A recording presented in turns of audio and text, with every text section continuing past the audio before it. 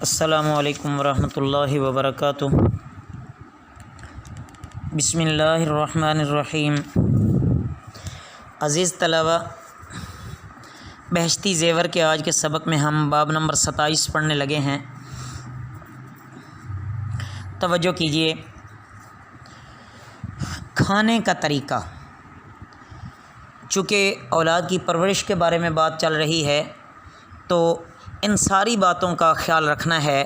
ان میں سب سے پہلی چیز جو ہے وہ کھانے کا طریقہ ہے کہ دائیں ہاتھ سے کھائیں، بسم اللہ شروع میں پڑھیں، اپنے سامنے سے کھانا چاہیے، اوروں سے پہلے نہیں کھانا چاہیے، کھانے کو گھور گھور کر نہیں دیکھنا چاہیے، اگر اچھا نہیں لگ رہا تو ہٹ جانا چاہیے، اور جو کھا رہے ہیں ان کی طرف نہیں دیکھیں، وہ جلدی جلدی بھی نہیں کھانا چاہیے، لقمہ چبا کر کھانا چاہیے، اور جب تک پہلا لقمہ ختم نہ ہو، نگل نہ لیں، اس وقت تک دوسرا لقمہ نہیں ڈالنا چاہیے۔ شوربہ وغیرہ کپڑے پر نہ ٹپکے، نہ گرے، انگلیاں ضرورت سے زیادہ نہ سننے پائیں، یعنی سالن میں یا جو چیز بھی ہے اس میں انگلیاں بہت زیادہ نہ ڈبوئیں۔ اس کے بعد عزیز طلبہ آگے ہے باب نمبر 28۔ محفل میں اٹھنے بیٹھنے کے طریقے بتائے جا رہے ہیں۔ توجہ کیجیے۔ جس سے بھی ملیں ادب سے ملیں، اس سے نرمی سے بات کریں۔ تھوکنا، ناک صاف کرنا یہ اچھی عادتیں نہیں ہیں۔ اگر ضرورت بھی ہو تو وہاں سے چلے جانا چاہیے۔ جمائی یا چھینک آئے تو منہ پر ہاتھ رکھیں اور آواز آہستہ کر لینی چاہیے۔ کسی کی طرف پیٹھ نہیں کریں، کسی کی طرف پاؤں مت پھیلائیں، ٹھوڑی کے نیچے ہاتھ دے کر مت بیٹھیں، انگلیاں نہیں چٹکانی چاہیے، کسی کی طرف بار بار نہیں دیکھیں، ادب سے بیٹھنا چاہیے، بہت زیادہ بولنا نہیں چاہیے، بات بات پر قسم نہیں کھانی چاہیے۔ جہاں تک ممکن ہو خود کلام نہ کریں، دوسرا بات کرے اس کی بات توجہ سے سنیں، پھر اس کا جواب دیں۔ اگر گناہ کی بات ہو تو پھر نہ سنیں، منع کر دینا چاہیے اور وہاں سے اٹھ جانا چاہیے۔ جب تک دوسرا شخص بات پوری نہ کر لے درمیان میں نہیں بولنا چاہیے۔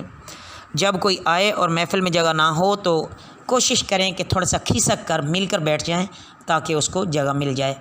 کسی سے اگر ملنے گئے ہیں اور وہاں سے رخصت ہونے لگے ہیں تو السلام علیکم کہہ کر اور جواب میں وعلیکم السلام کہہ کر اس سے اجازت لینی چاہیے، اور اس طرح کے طرح کے الفاظ نہیں کہنے چاہیے۔ بس السلام علیکم ورحمۃ اللہ وبرکاتہ اور وعلیکم السلام ورحمۃ اللہ وبرکاتہ، اس کے جواب میں اتنا ادب سلام کرنے میں بہت ہے۔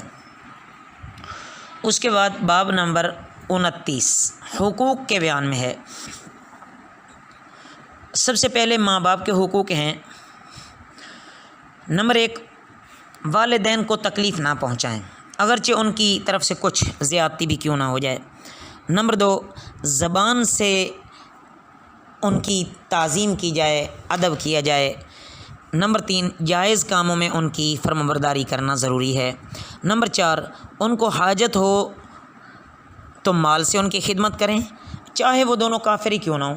ماں باپ کے انتقال کے بعد ان کے جو حقوق ہیں ان میں سے کہ ان کے لیے دعائے مغفرت کرنا اور نفل عبادت اور خیرات کا ثواب ان کو پہنچانا۔ نمبر 2، ان کے ملنے والوں کے ساتھ احسان اور خدمت سے اچھی طرح پیش آنا۔ نمبر 3، ان کے ذمے جو قرضہ ہو یا کسی جائز کام کی وہ وصیت کر گئے ہوں اور اللہ نے وہ دیا ہو تو اس کو ادا کرے، مال دیا ہو یا اور جس لحاظ سے بھی وہ ادا ہو سکتا ہے، کوشش کریں کہ اس کو ادا کریں۔ نمبر 4، ان کے مرنے کے بعد خلاف شرع رونے چلانے سے بچنا چاہیے، ورنہ ان کی روح کو تکلیف ہوتی ہے۔ دادا دادی نانا نانی کا حکم بھی شریعت میں مثل ماں باپ کے ہے، ان کے حقوق بھی مثل ماں باپ کے سمجھنے چاہیے۔ اسی طرح خالہ ہے اور ماموں ہیں، یہ مثل ماں، اور چچا کے اور پھوپھی مثل باپ کے ہیں، اور چچا اور پھوپھی یعنی یہ مثل باپ کے ہیں، اور خالہ اور ماموں جو ہیں یہ ماں کی طرح ہیں۔ حدیث میں بھی اس طرف اشارہ کیا گیا ہے۔ انا کے حقوق یعنی اگر دودھ وغیرہ جس کا پیا ہو، نمبر 1 اس کے حقوق میں کہ اس کے ساتھ ادب سے پیش آنا چاہیے. اگر اس کو مال کی حاجت ہو اور اپنے پاس گنجائش ہو تو ضرور اس کا خیال کرنا چاہیے. سوتیلی ماں، چونکہ یہ ایک لحاظ سے باپ کی دوست بھی لگی، سوتیلی ماں ہے نا، تو والد کی تو بیوی ہے اور اس کا یہ ایک اچھا ہم سفر ہے، تو باپ کے دوست کے ساتھ احسان کرنے کا حکم آیا ہے، اس لیے سوتیلی ماں کے بھی حقوق ہیں. اور بڑا بھائی حدیث کی روح سے مثل باپ کے ہے، اس لیے چھوٹا بھائی مثل اولاد کے ہوا، تو ان کے آپس میں ویسے ہی حقوق ہوں گے جیسے ماں باپ اور اولاد کے ہیں. اسی طرح بڑی بہن اور چھوٹی بہن کو بھی سمجھ لینا چاہیے. اس کے بعد قرابت داروں کے حقوق ہیں، یعنی جو رشتہ دار ہیں ان کے حقوق کا بیان ہے کہ اپنے سگے جو ہیں اگر وہ محتاج ہوں اور کھانے کمانے کی قدرت نہ رکھتے ہوں تو گنجائش کے موافق ان کے ضروری خرچ کی خبرگیری رکھے. گاہے بگاہے ان سے ملتے رہنا چاہیے. نمبر 3 ان سے قطع قرابت نہ کرے، یعنی ان سے رشتہ داریاں نہ توڑے، بلکہ اگر کسی قدر ان سے تکلیفیں بھی پہنچیں تو اس پر صبر کرنا ہی افضل ہے. اس کے بعد ہے علاقہ مصاہرت یعنی سسرالی رشتہ دار. اللہ تعالیٰ نے نسب میں ان کو بھی ذکر فرمایا ہے. اس سے معلوم ہوتا ہے کہ ساس اور سسر، سالے اور بہنوئی، داماد اور بہو اور بیوی کی پہلی اولاد، اس طرح میاں کی پہلی اولاد کا بھی کسی قدر حق ہوتا ہے. اس لیے ان علاقوں میں، یعنی یہ جو مصاہرت کے علاقے ہیں، علاقے سے مراد تعلق ہے یہاں، ان میں بھی رعایت احسان اور اخلاق کی اوروں سے زیادہ رکھنی چاہیے. عام مسلمانوں کے کیا حقوق ہوتے ہیں؟ نمبر 1 مسلمانوں کی غلطیوں کو معاف کرنا. نمبر 2 اس کے رونے پر رحم کرنا. نمبر 3 عیوب کو چھپانا.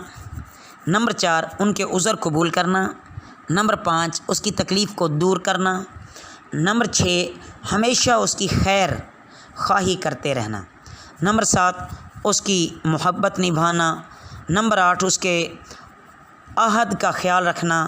نمبر 9 بیمار ہو تو اس کو پوچھنا. نمبر 10 مر جائے تو دعا کرنا.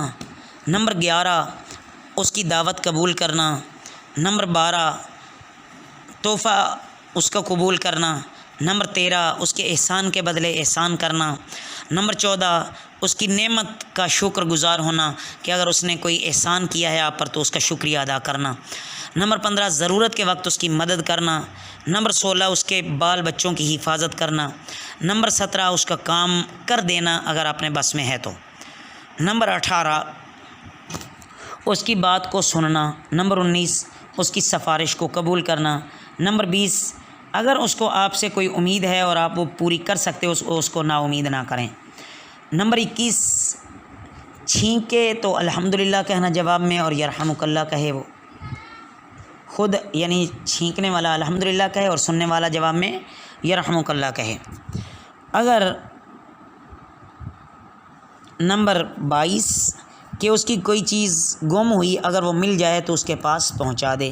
نمبر 23 اس کے سلام کا جواب دینا. نمبر 24 نرمی کے ساتھ، خوش اخلاقی کے ساتھ اس سے گفتگو کرنا. نمبر 25 اس کے ساتھ احسان کرنا. نمبر 26 کہ اگر وہ اس کے بھروسے پہ قسم کھا بیٹھے تو اس کو پورا کرے. نمبر 27 اگر اس پر کوئی ظلم کرتا ہو تو اس کی مدد کرے اور اگر وہ کسی پر ظلم کرتا ہو تو اسے روکنا چاہیے. نمبر 28 اس کے ساتھ محبت کرے، دشمنی نہ کرے. نمبر 29 اس کو رسوا نہ کرے.